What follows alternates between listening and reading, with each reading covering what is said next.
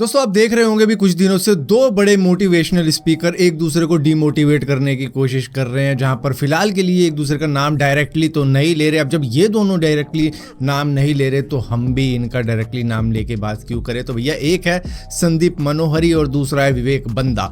अब इन दोनों के अंदर लड़ाई कहाँ से छिड़ी, जब संदीप मनोहरी के इवेंट के अंदर या कह लो सेमिनार के अंदर दो स्टूडेंट्स आते हैं जो बताते हैं कि भैया हमें लूट लिया, हमसे 35,000 ले लिए, एक बोलता है मेरे से 50,000 रुपए ले लिए। हम आते हैं मिडिल क्लास फैमिली से, जहां पर हमारी फैमिली की इनकम शायद 15,000, 20,000, 25,000 के आसपास है। जहां पर देखो ना हमारे साथ में कितना ज्यादा गलत हो गया, हमें इतना महंगा कोर्स भी दिया और हमने कुछ उससे सीखा भी नहीं। अब वहां से संदीप मनोहरी भी कहने लग जाता है कि अरे रे आपके साथ तो बड़ा ही बुरा हुआ, ये तो मतलब एक तरीके की MLM स्कीम चल रही है कि मल्टी लेवल मार्केटिंग चल रही है कि मैंने आपको एक कोर्स बेच दिया है, अब आप ऐसा करो ये कोर्स आप आगे 3 लोगों को बेच दो जिससे कि आपका पैसा रिकवर हो जाएगा और वो 3 कहीं और बेच देंगे। तो मतलब मैं फंस गया तो आप 3 जनों को और फंसा दो और इस तरीके से आप अपना पैसा रिकवर कर सकते हो। तो इस तरीके की बातें हुई, जिसके बाद में संदीप मनोहरी ने अपनी कम्युनिटी पोस्ट के अंदर लिख दिया कि भैया मुझे लीगल एक्शन की धमकियां मिल रही, विवेक बंदा मुझे ये धमकियां दे रहा है और ऊपर से अपने एम्प्लॉय भेज रहा है मेरे घर पे, और एक बार नहीं वो बार बार भेजे जा रहा है। लेकिन मैं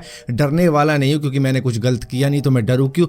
और आप मुझको रोक नहीं सकते हो क्योंकि पब्लिक का सपोर्ट मेरे साथ में है, यूट्यूबर्स मेरे साथ में है, वो आपको सब एक्सपोज करके ही रहेंगे। आप मेरी वीडियो चलो डिलीट करवा भी सकते हो, लेकिन बाकी कितने लोगों की वीडियो डिलीट करवाओगे। हालांकि वीडियो डिलीट होने वाली नहीं है क्योंकि संदीप मनोहरी ने डायरेक्टली कोई नाम नहीं लिया है, ना ही उनकी कंपनी का नाम लिया, ना ही उनका नाम लिया, जिसकी वजह से वो डायरेक्टली कह ही नहीं सकते। अगर वो लीगल एक्शन भी लेते हैं तो भैया कहाँ से प्रूफ करेंगे कि मेरे बारे में ही बोल रहे हैं। जो आज तक की जो 2 लड़के बोल रहे हैं उनके बारे में वो तक उनका नाम नहीं ले रहे, तो भैया कैसे प्रूफ करोगे कि मेरे बारे में ही है, मेरी बातें हो रही हैं। तो यहाँ पर इन्होंने साफ साफ कह दिया कि जो करना है आपसे कर लो, जो लीगल एक्शन आपने लेना है ले लो। ये पब्लिक वर्सेस बड़ा धंधा या विवेक बंदा के बारे में बातचीत चल रही है। यहाँ पर आप अब रोक नहीं पाओगे क्योंकि आपको अब सभी एक्सपोज करने में लग जाएंगे और आप कितने लोगों की वीडियो डिलीट करवाओगे।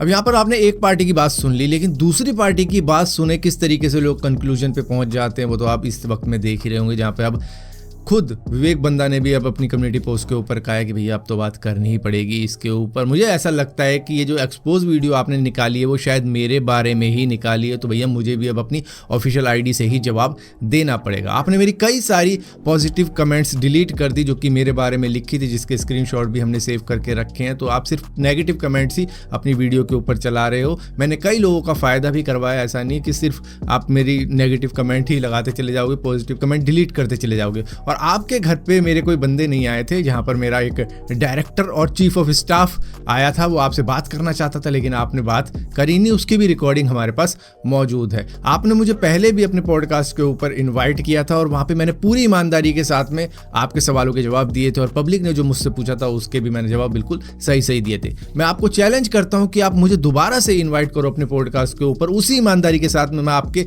सवालों के दोबारा से जवाब दूंगा। और ये मेरा ओपन चैलेंज है, आप अपनी पब्लिक को भी लेके आना, वो भी मेरे से सवाल पूछेगी। अगर आप में ये गट्स है तो आप मुझे बुला के दिखाओ। सो यहाँ पर अब आपने दोनों की ही बातें सुन ली। अभी तक तो विवेक बंदा ने सिर्फ एक कम्युनिटी पोस्ट ही डाली, शायद वो अपनी एक वीडियो भी रिलीज कर दे आने वाले वक्त में। सो जब दोनों की बातें सुनोगे तब एक किसी कंक्लूजन पे पहुंचना। लेकिन जहां तक हम अगर अंदाजा लगा सकते हैं तो भैया बात करते हैं इन 2 मोटिवेशनल स्पीकर्स के बीच में फंसे उन 2 लड़कों की जिन्होंने ये सारा बवाल क्रिएट किया।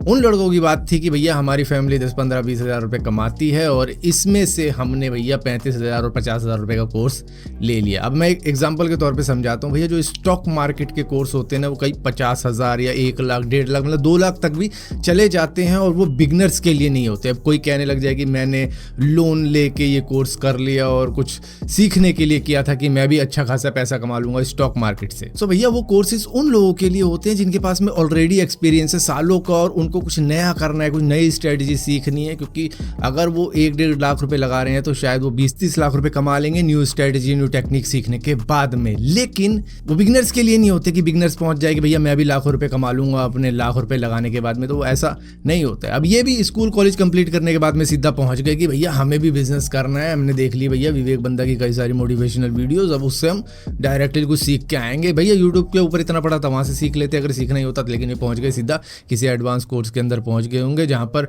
सेमिनार में बैठे जाके और ऐसी ऊंची ऊंची बातें हुई कि इनके सर के ऊपर से निकल गई। इन्होंने कहा भाई यहाँ तो कुछ समझ में नहीं आ रहा, और जिन्होंने भी इनको बोला था कि भैया 35,000 50,000 रुपये लगा के सीखो फिर तुम बिजनेस सीख जाओगे, लेकिन ये नहीं देखा कि भाई वो ऑलरेडी बिजनेस कर रहे थे लोग और उनके पास में उतना एक्सपीरियंस था। उनको ज़रूरत थी कोई नई स्ट्रेटजी की, कोई नई टेक्निक की, जिसके बाद में वो सीखने के बाद में वो तो चलो अपना बिजनेस अच्छा कर गए।